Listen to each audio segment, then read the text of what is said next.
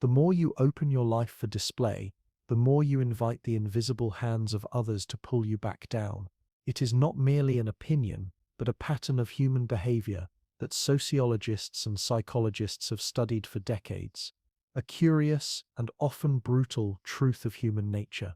From boardroom politics to whispered family gossip, from the subtle hostilities of workplace competition to the public stage of social media, the phenomenon repeats itself. Visibility attracts scrutiny, and scrutiny breeds envy. When you allow the world a constant window into your process, you give them something to measure, compare, judge, and if they feel threatened, undermine. There is something far more potent in withdrawing, in becoming a ghost in plain sight, to vanish not in defeat, but in purpose, to retreat into the shadows with deliberate intent, cutting off the noise and the endless commentary, and devoting yourself entirely to the private work of becoming. This kind of disappearance is not an act of cowardice. It is an act of strategy. It is exhilarating, because you know that when you emerge, you will not be the same. The unveiling of your new self will not require applause or validation. The irony is, by the time you reappear, you will no longer care about the chorus of opinions you once obsessed over. You will have learned in the silence of the shadows that the only verdict worth living by is your own. Disappear, transform yourself.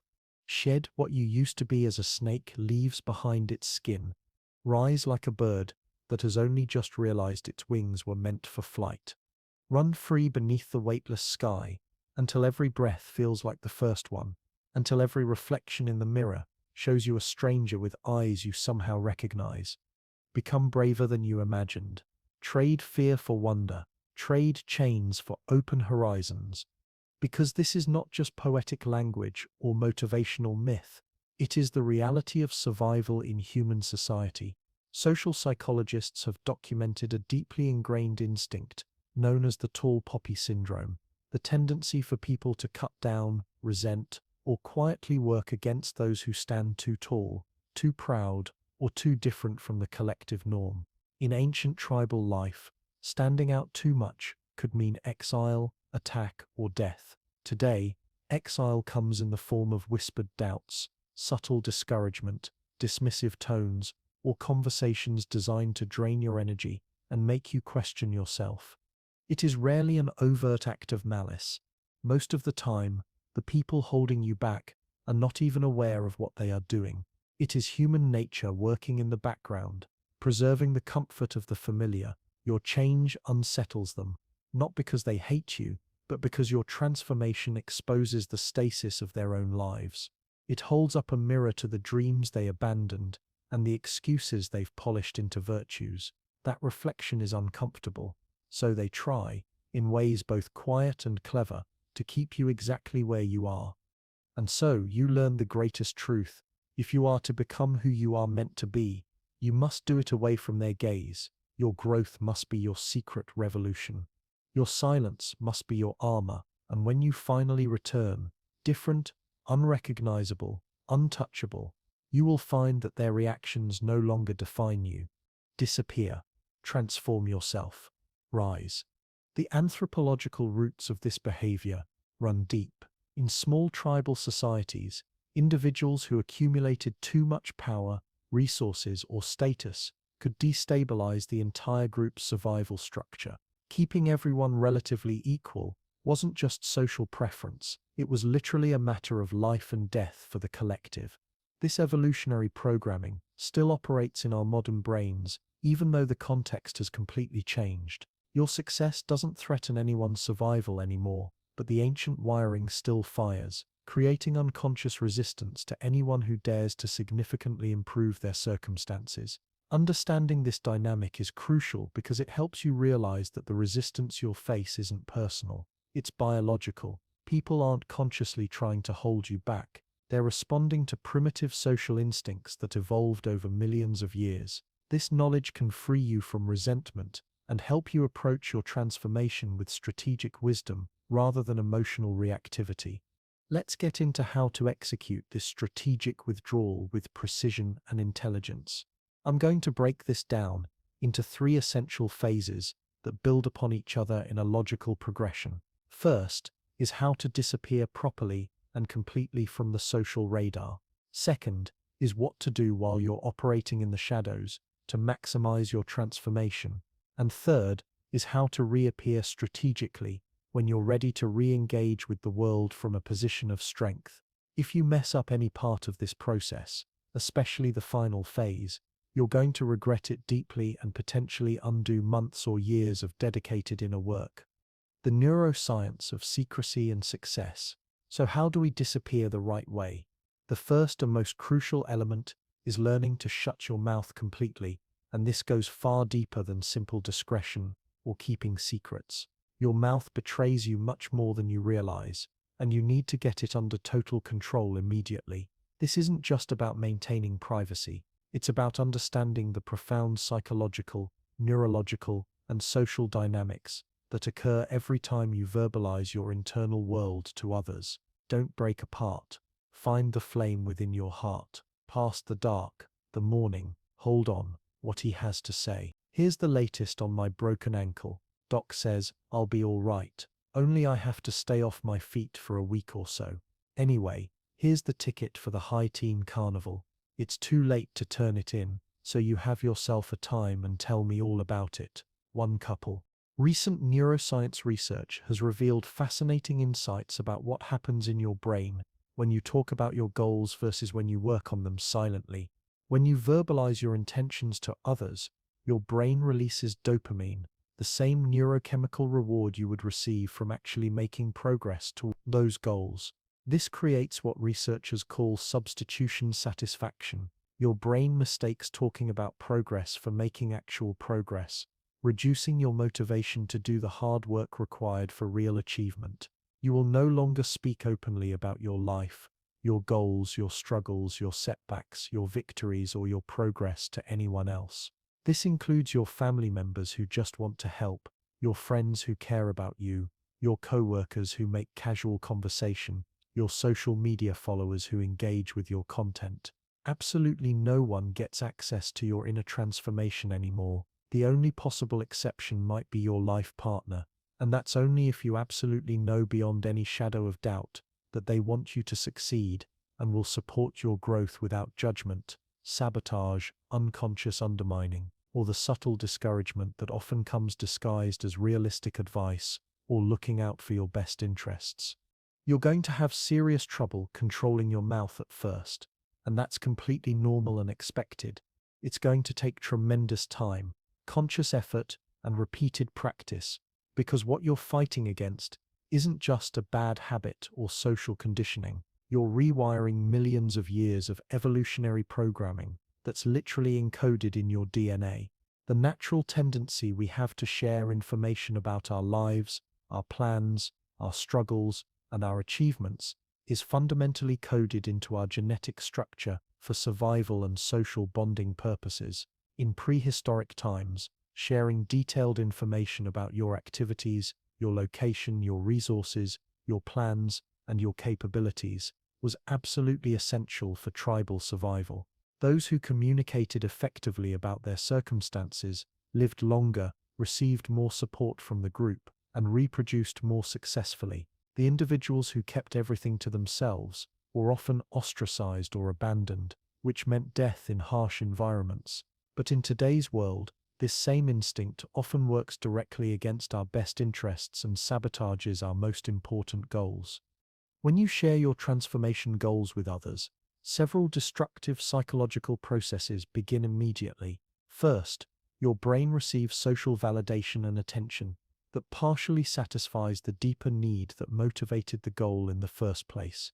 This reduces what psychologists call goal tension, the internal pressure that drives consistent action toward achievement. Second, you become accountable to other people's expectations, timelines, and definitions of success, rather than your own authentic vision. Third, you expose your dreams to what researchers call negative social influence, the tendency for others to unconsciously discourage or diminish your aspirations based on their own limitations and fears. Psychologists call this broader phenomenon social reality, The tendency for our goals, self-perception, and sense of what's possible to be shaped by others' reactions rather than our own authentic vision and capabilities. Every time you announce your intentions, you're unconsciously seeking approval and validation from your social circle. When you receive positive feedback for simply stating your goals, your brain registers this as partial accomplishment, dramatically reducing the internal pressure that drives actual achievement. You will need to learn to catch thoughts before they leave your mouth and become a complete mystery to everyone around you. This means developing what psychologists call metacognition, conscious awareness of your own thought processes as they're occurring. You'll start noticing the urge to share, the impulse to explain yourself, the desire to justify your choices, the need to seek reassurance, and the compulsion to turn your internal experience into social interaction before these impulses become words that undermine your mission. In those crucial moments when you feel the urge to speak, you'll practice the discipline of conscious silence, redirecting that communicative energy back into focused action toward your goals. Think of this redirected energy as psychological fuel. Instead of burning it for momentary social satisfaction, you're conserving it to power your actual transformation. Only when you master this fundamental skill will you be able to move effectively in the shadows without constantly sabotaging yourself through premature disclosure. Think of yourself as going undercover in your own life, operating as a secret agent whose mission is so critically important that operational security becomes a matter of life and death. Because in many ways, it truly is the death of your old limited self, and the birth of who you're capable of becoming depends entirely on maintaining this protective boundary around your transformation process. The psychology of internal validation. The second crucial element is learning to only care about what you think, and this represents perhaps the most challenging and transformative psychological work you'll ever undertake in your lifetime. Everyone else's opinion doesn't matter anymore, but saying that and actually living it consistently are two completely different things. To disappear and stay hidden effectively, you will have to completely reprogram your mind and stop caring what others think about you, your choices, your appearance, your apparent progress, your seeming lack of progress, or any other aspect of your existence. Here's the fundamental truth that most people never realize or accept. The vast majority of people don't actually care about you, your life, or your choices as much as you think they do. They're far too busy worrying about their own lives, their own problems, their own insecurities, their own goals, and their own self-image to spend much mental energy analyzing or judging your decisions. Their attention is primarily focused inward on their own survival, success, and social standing. But the real problem isn't their attention or lack thereof. It's that you think they're constantly watching and judging your every move, and that false belief dictates most of your actions and decisions throughout every single day. This creates what developmental psychologists call the imaginary audience effect, the persistent, often overwhelming feeling that others are continuously watching, analyzing, and judging our every move, appearance, and choice. This psychological phenomenon typically peaks during adolescence when social acceptance feels like a matter of survival, but it never fully disappears for most adults. You make countless choices based not on what you actually want, or what would actually serve your goals and authentic values, but on what you imagine others would think about those choices if they knew about them. The imaginary audience effect is so powerful because it operates largely below conscious awareness. You don't realize you're doing it most of the time. You just automatically filter potential actions through an unconscious question. What would people think if they saw me doing this? Now I'm on this lonely street. Music. This invisible filter eliminates countless possibilities for growth, adventure, authenticity, and achievement before you even consciously consider them. You need to systematically identify and eliminate that part of yourself that constantly seeks external validation, approval, and permission to exist as you are.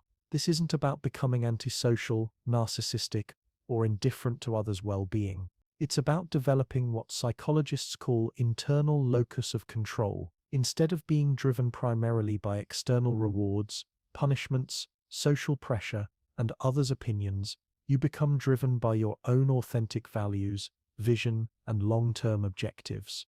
What you have to do is create a vivid, detailed mental representation of your future self, the person you're becoming through this transformation process. This isn't just visualization or positive thinking. It's psychological architecture. You have to become completely obsessed with what that future version of yourself would think about your current actions, choices, habits, and priorities. That future self becomes the only opinion that should matter moving forward in any significant decision. Would your future self be proud of how you spent today? Would they be impressed with the discipline you showed when faced with temptation or distraction? Would they respect the choices you made when no one was watching and no external accountability existed? Would they feel grateful for the sacrifices you're making now to make their existence possible?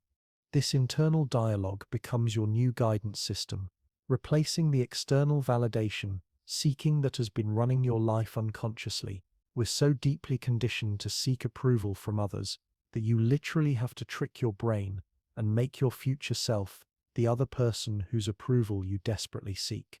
This creates a crucial psychological bridge between external validation needs and internal motivation. You're still seeking approval in a sense, but you're seeking it from the most important person in your life, who you're becoming. This redirects the powerful drive for social acceptance toward productive self-development rather than performance for others. Through this process, you will gradually transform from being a puppet dancing to other people's expectations, moods, and judgments into becoming like a master craftsman, working patiently and skillfully on their greatest creation. This is not an easy mental shift, and it takes serious sustained practice and repetition to master completely. You'll catch yourself making decisions based on what others might think, and you'll have to consciously redirect that energy toward what your future self would want you to do. The neuroscience behind this transformation is remarkable and well documented. When you consistently practice internal validation over external validation, you literally rewire your brain's reward system at the neural level. The neural pathways associated with seeking others' approval begin to weaken through lack of use, while the pathways associated with intrinsic motivation grow stronger and more dominant. This creates a positive feedback loop where internal satisfaction becomes genuinely more rewarding than external praise, fundamentally changing your relationship with achievement and success. The sacred art of protecting your vision. Next, you must hide your plans completely, and this principle goes far beyond simple secrecy or discretion. You'll develop ambitious, exciting plans during this transformation journey, plans that fill you with possibility, energy, and anticipation for what you might accomplish. You'll want desperately to share these plans with those around you, to get their input and feedback, to hear their encouragement and excitement, to feel their enthusiasm about your potential, to bond with them over your shared vision of your future. Don't you dare give in to this impulse. Keep those plans locked away securely in your mind and heart, like they contain the passwords to your greatest treasure, because in the most literal sense possible, they do. Here's a powerful way to understand the stakes. Imagine that every single piece of your plan that leaks out reduces your chances of accomplishing those goals by 5%. This isn't just metaphorical thinking or motivational exaggeration. There's substantial psychological research supporting this precise dynamic. When we share our goals prematurely with others, several predictable things happen that work systematically against our success and undermine our likelihood of achievement. First, we receive what psychologists call false feedback, positive social responses to our stated intentions rather than our actual achievements or progress. This tricks our brain's reward system into feeling like we've already made meaningful progress when we've only made announcements and received social acknowledgement. The satisfaction and dopamine release we get from others' enthusiasm, encouragement, and excitement can actually reduce our motivation to do the difficult, sustained work required to turn those plans into concrete reality. Second, sharing your plans exposes them to what researchers call social gravity, the powerful tendency for others to unconsciously pull your ambitions down to a level they find comfortable, believable, or non-threatening to their own self-concept. Even the most well-meaning friends and family members will unconsciously try to help you by lowering your expectations pointing out potential obstacles and problems, or suggesting more realistic alternatives that feel safer to them. They do this not out of malice or conscious sabotage, but out of their own psychological limitations, fears, and need to maintain their worldview where dramatic transformation is rare or impossible. Third, premature sharing creates accountability to the wrong audience entirely. Instead of being accountable primarily to your future self and your authentic vision, you become accountable to others' expectations, timelines, definitions of success, and comfort levels. This external pressure can actually hinder the organic, natural development of your transformation, forcing you to perform progress for others rather than simply make genuine progress for yourself. Fourth, when you share plans extensively, you often receive advice, suggestions, warnings, and reality checks that can plant seeds of doubt, confusion, or discouragement that weren't there before. Other people's limitations and past failures become data points in your mental model of what's possible, contaminating your vision with their experiences of defeat or mediocrity. Every single time you speak openly about your plans and show them to people for social connection or validation, you are literally hurting your chances of success while satisfying their curiosity and your need for attention. Stop being so carelessly generous with your dreams and start being surgically intentional instead. Your plans are not entertainment for others, material for casual conversation, or tools for social bonding. They are the sacred blueprint for your life's work, and they deserve to be treated with the respect, protection, and reverence that truly sacred things require. If you absolutely need to obtain specific advice or benefit from someone's expertise to help with your planning, then approach these interactions like military operations. Do so with laser precision and focused intent. Find exactly the right person, someone who has actually achieved what you're trying to achieve or possesses specific knowledge and experience you genuinely need. Reveal only the bare minimum necessary to get the specific information you require. Obtain that knowledge as efficiently as possible and disappear again immediately without turning the interaction into a social experience or ongoing relationship. Think of these strategic consultations like intelligence gathering missions. You have a specific objective, you identify the right source, you gather the intelligence you need through focused questioning, and you extract cleanly without leaving traces of your larger mission or overall strategy. You don't make friends during these interactions. You don't socialize unnecessarily. You don't turn it into a bonding experience or ongoing mentorship. You get exactly what you came for, while preserving the security and integrity of your overall operation. The military analogy isn't excessive. Your transformation is under constant threat from well-meaning people who don't understand the psychological dynamics at play. Protecting your plans requires the same level of operational security that military missions demand because the stakes are similarly high. The difference between success and failure often comes down to your ability to maintain the internal pressure and clarity that drives consistent action, and that pressure dissipates rapidly when exposed to social forces. The invisible progress principle. You also need to hide your progress completely from everyone around you. And this might be the most psychologically difficult part of the entire process, because progress feels incredibly good to share, celebrate, and receive recognition for. Progress will come if you're doing the work consistently, and it may take some time to manifest visibly, but it will definitely arrive in ways that surprise and delight you. You'll notice that progress comes much more easily and naturally when you disappear from social view and stop performing your development for others.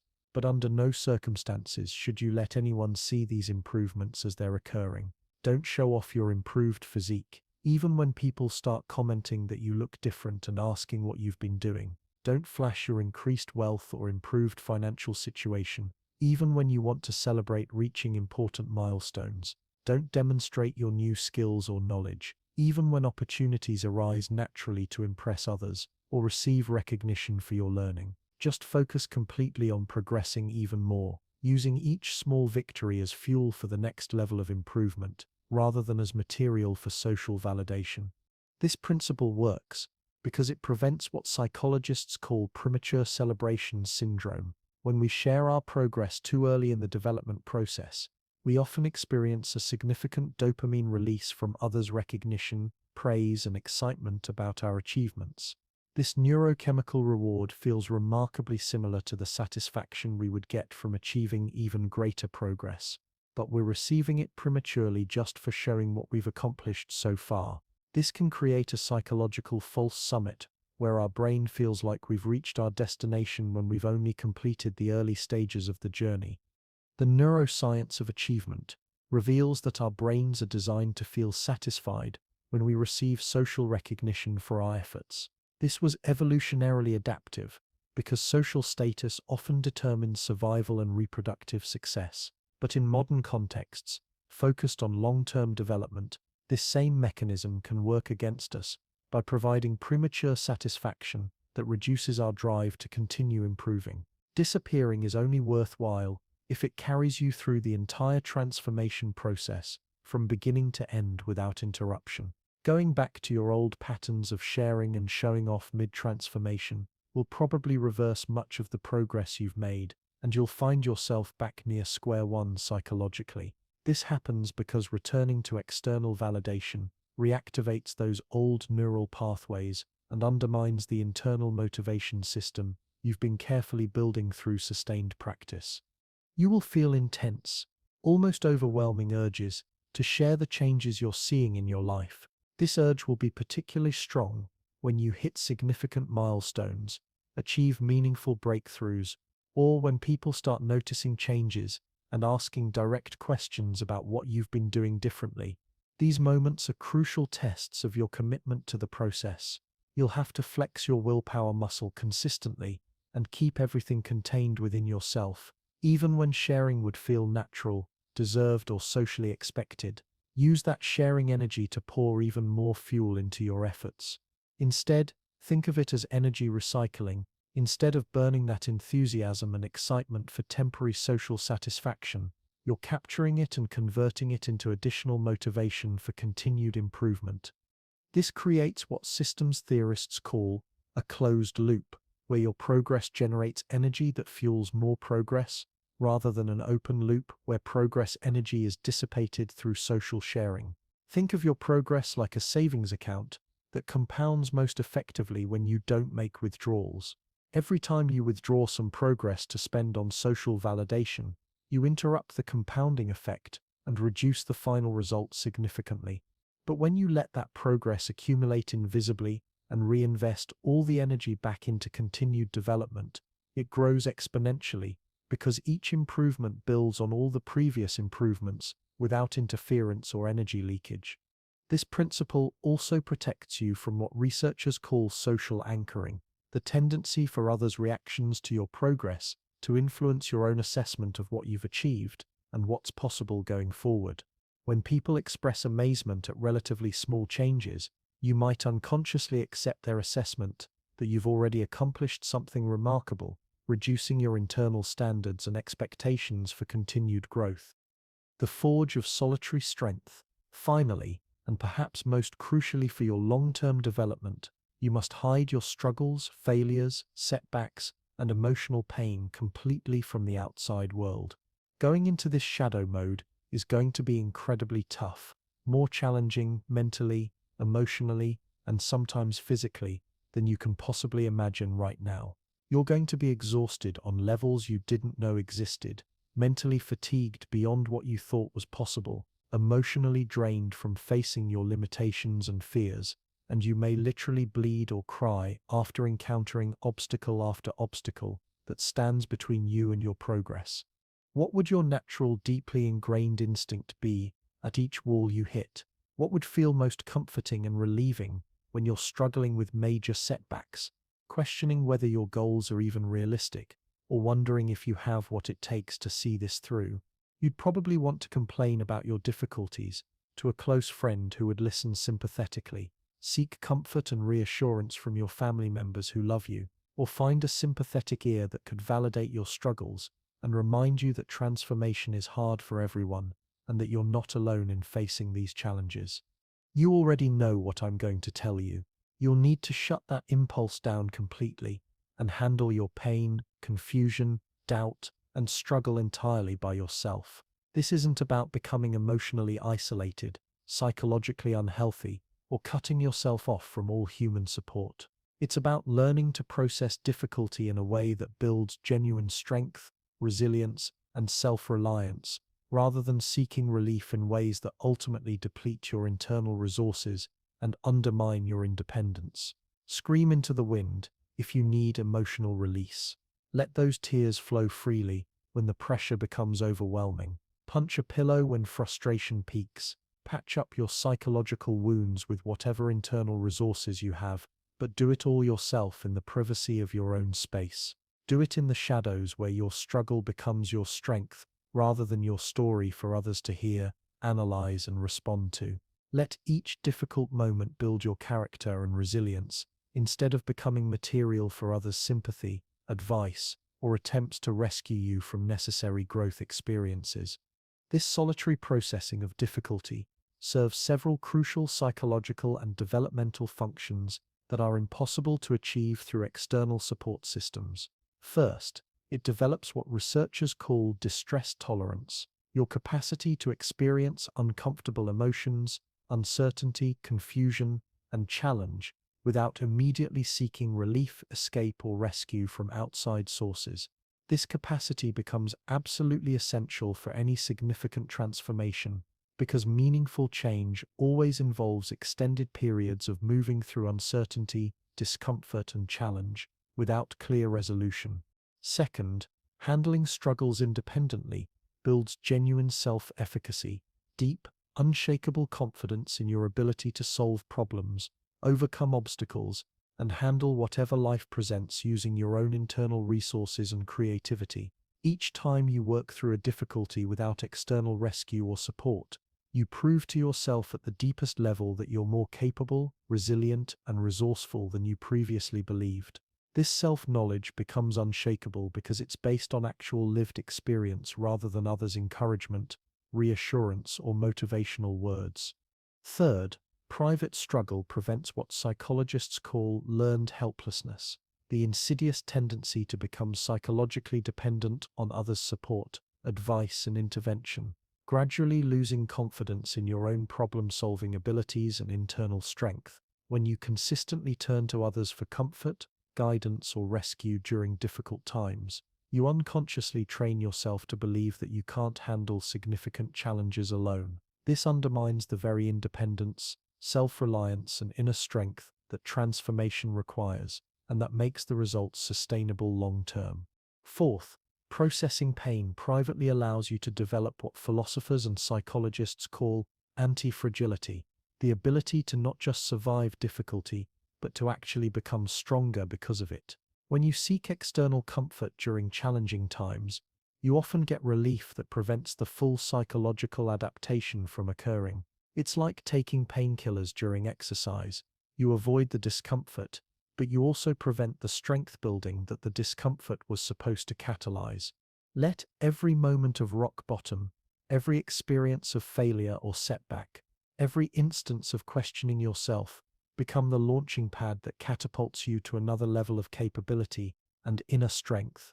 It's specifically in those moments of deepest pain, greatest challenge, and most profound doubt that a new version of you has the opportunity to emerge, but only if you allow the pressure to forge you into something stronger rather than seeking relief that prevents the transformation from occurring.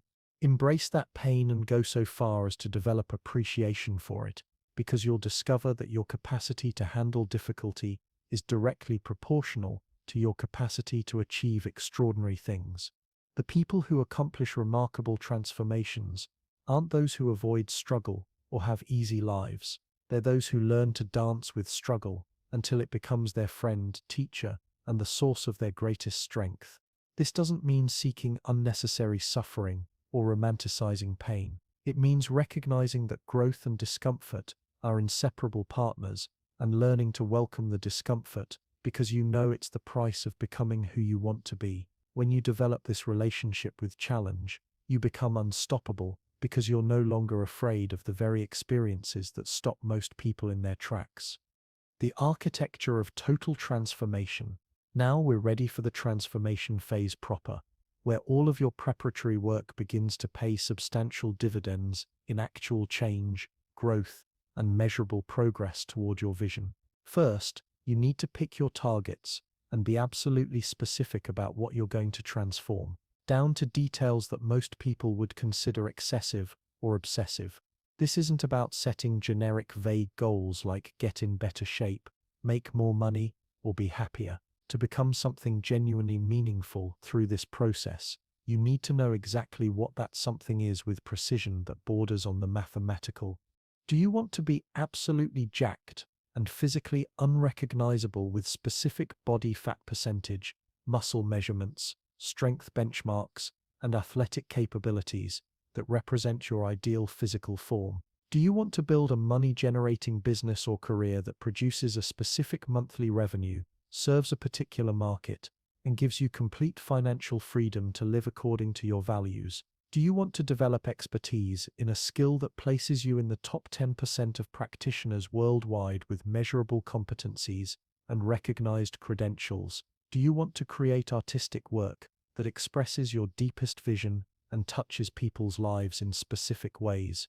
Whatever your focus, be crystal clear about what you want to accomplish. The psychology of specific goal setting is extensively documented in performance research. Vague goals produce vague results because they don't provide your brain with clear targets to aim toward or measurable standards to evaluate progress against. When you say you want to get in better shape, your subconscious mind doesn't know whether that means losing 5 pounds, running a mile without stopping, or competing in bodybuilding competitions. This ambiguity creates what psychologists call goal conflict, where different parts of your brain work toward different interpretations of the same goal, dissipating energy and reducing effectiveness. But when you specify exactly what you want to achieve with numerical precision, measurable outcomes, and clear timelines, your brain begins to notice opportunities, resources, and pathways that can help you reach that precise target. This phenomenon, called the reticular activating system in neuroscience, is your brain's filtering mechanism that determines what information from your environment reaches conscious awareness. When you have specific goals, this system becomes tuned to notice anything relevant to achieving those goals. Write down these specific goals in detailed language and put them in multiple places where you can see them regularly throughout the day.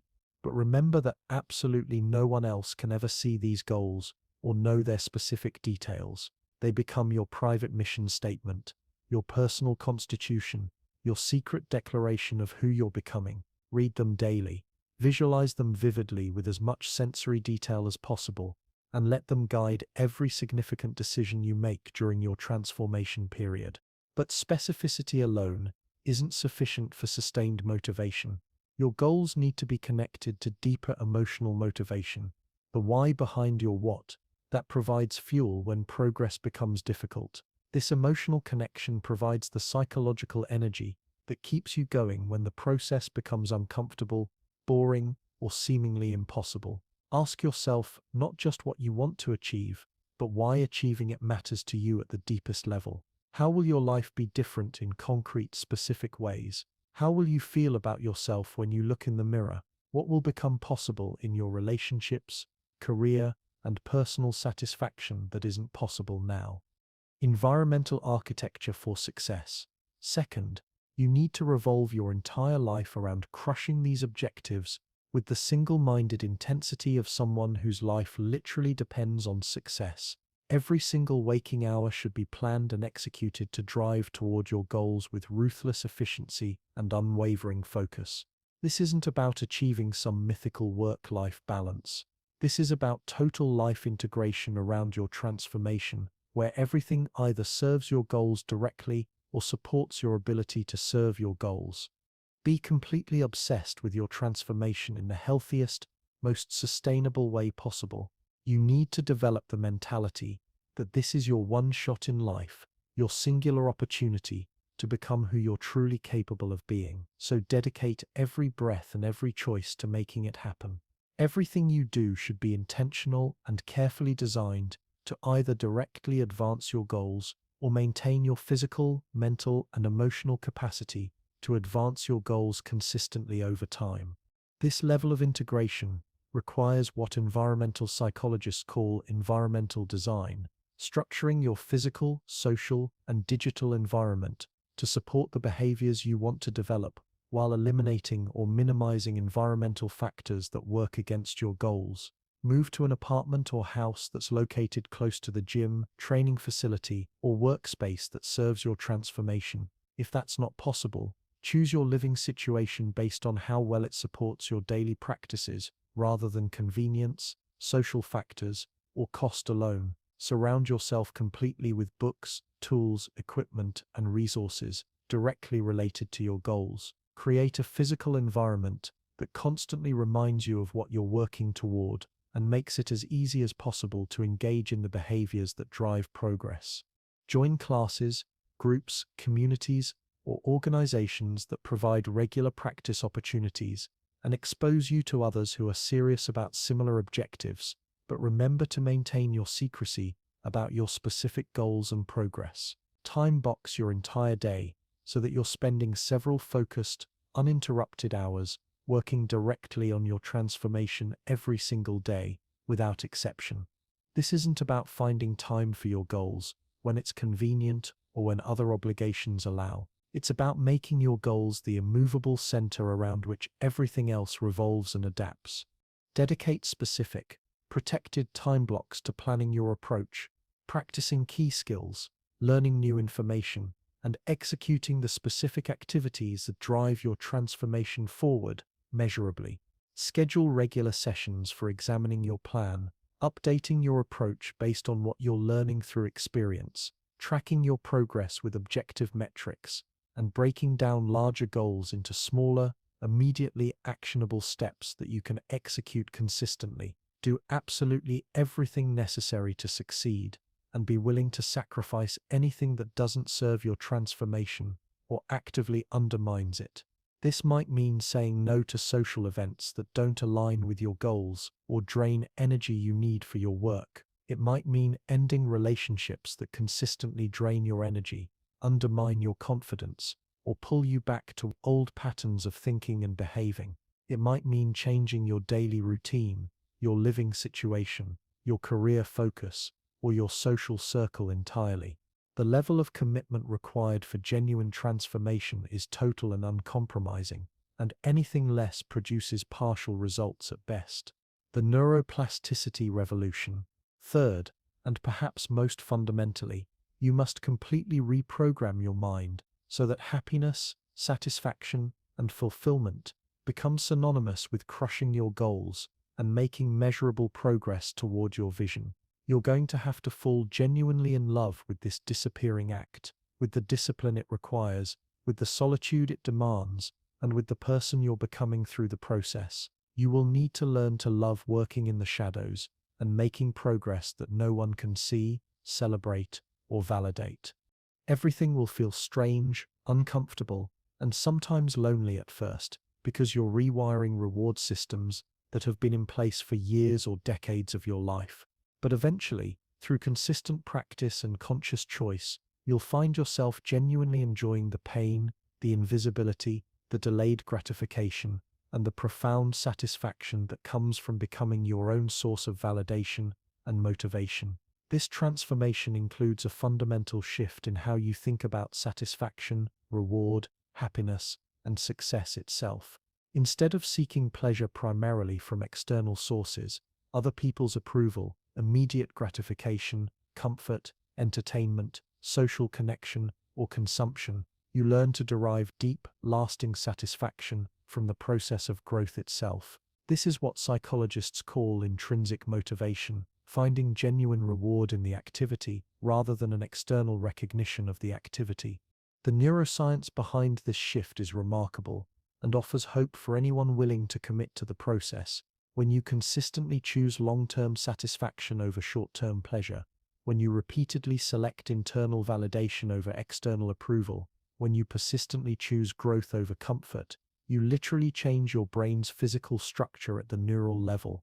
The prefrontal cortex, responsible for executive function, long-term planning, and delayed gratification, becomes stronger and more active.